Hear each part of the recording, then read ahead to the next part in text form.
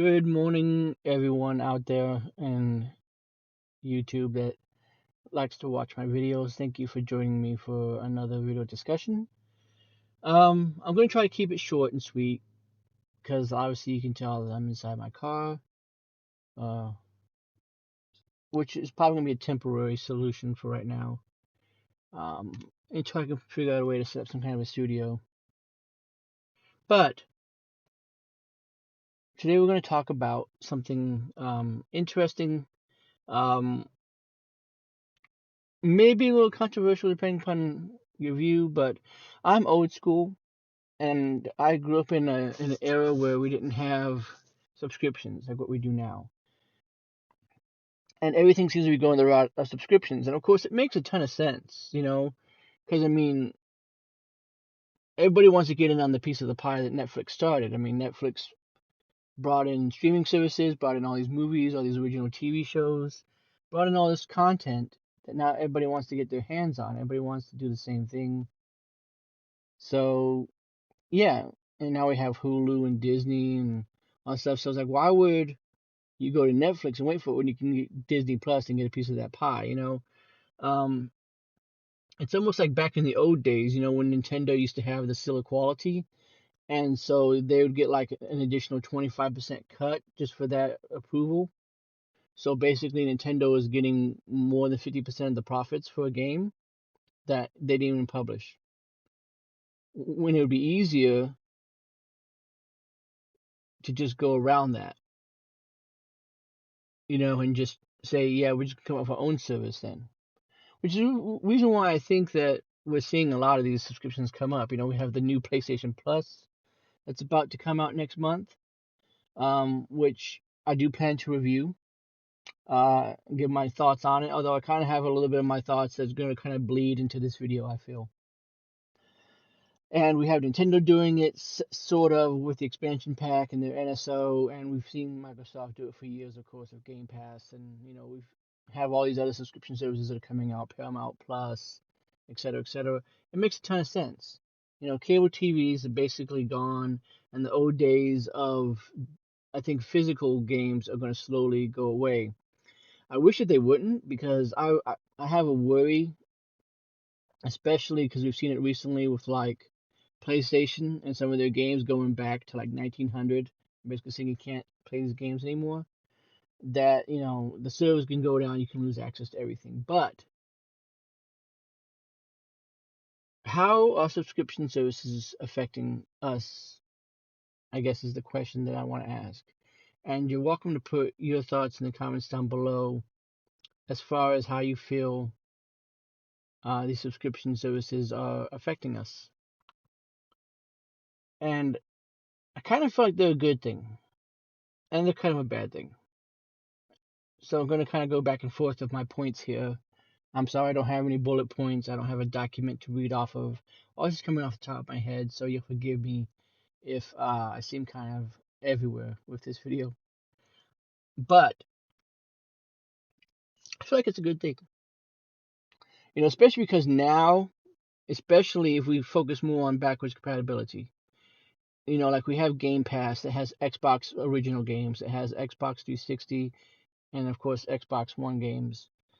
This is something that could potentially mean that even the next Xbox can really just be a stick that you plug into your TV, and you have the Game Pass app, and every game you want to play is there through the Xbox app. What we're seeing now with the Sony PlayStation Plus, the new Plus is they're basically combining now, so you get games for the PS4, of course PS3, which I believe is still streaming, but now you get PS2, PS1 games, and PSP games. Unfortunately, the PS1 and the PSP games add trophies that I'm not very happy with, but it makes a ton of sense. Because, I mean, if you're going to go through the trouble of upscaling these games, making them run better on the PS5, you might as well go ahead and also make them have trophy support. And for people who like trophy hunting, um,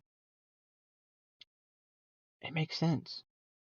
Now, again, I know that I'm just old school, and so this is a bit of a side rant, and I apologize. I know that I'm old school. I just like my old school games to not have trophies. Like I have a PS2. I can pull out the game. I can already buy the game for $10 and play it in the way it was meant to be played without trophies. Now, like I said, sometimes that's a good thing and I don't mind it. But if the game never had achievements like Fable did for Xbox, I don't want to go back and play it again with achievements. I want to just be able to just play the game the way they can on my Xbox. I just think that's just best. But if you go and look at like the Nintendo end of it, that's a good service for the most part. You got NES and SNES games. If they add in GBA games, if they add in GameCube games, if they add in, the older consoles like I feel they should, and I feel like they will, then with one single console, you have every single game or every single supported game, I guess, they can bring over. Because I know some third parties will be hard to negotiate with, and then you got licensing fees for like the sports games and stuff. But for the most part, you have every single game that you want to play right there. Like I talked about in another video about how easy this would be if, like, when they announced Metroid Dread, if they could just basically have boasted like you can catch up on the story and play all the Metroid games on NSO. Because of course they would have the Game Boy with Metroid 2, and of course the GBA with Metroid 4 Fusion. So yeah, I think that would help out with the service a lot. And yeah, I kind of miss the a la carte days because that means you can basically buy it however you want and own it forever. But as we've seen with the Wii and the Wii U, sometimes those don't transition over well. It was a pain in the butt to move games over from the Wii to the Wii U and from the DS to the 3DS, or the DSi, I guess I should say. This makes it easier. This basically just means with one app, you get all this backwards compatibility.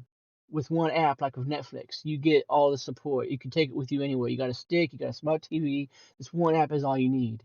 You don't have to worry about transitioning stuff over to a new system or having to get on the phone with customer support.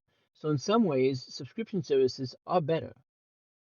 But also on the bad end, like I said before, I kind of miss the old days when I could just go into the shop and just buy them, or just go into a store and just physically buy the games.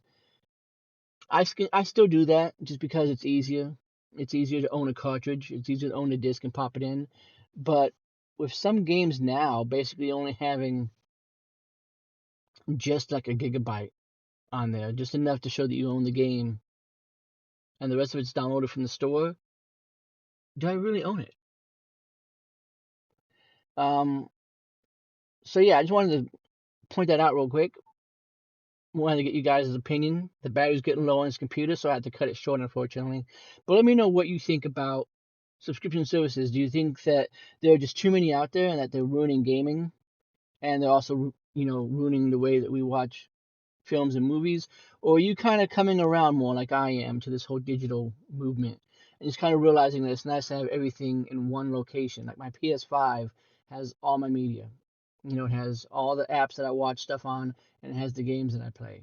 And now with the new PlayStation Plus service, I'll be able to get the old school stuff too. I don't have to worry about going and digging through my stuff to find a PS2 disc. It would be nice if I could just pop that disc in, verify that I own it, and then just download it from the store with no extra cost. Maybe they'll do that. Maybe that'll be another video discussion for another time when I get a little more research on it, and of course I have more battery. But I thank you guys for watching. I look forward to hearing from you. Again, sorry for the short video and for the wonky camera. It's sitting in my lap right now, and I'm doing the best that I can. But hopefully you guys enjoyed it. Give me a thumbs up if you like this video. You don't really have to. Again, no pressure for me to subscribe or to like this video. I'm doing this more for me. And if you guys like it, then you like it. That'd be great. But I'll see you guys next time. Have a good one.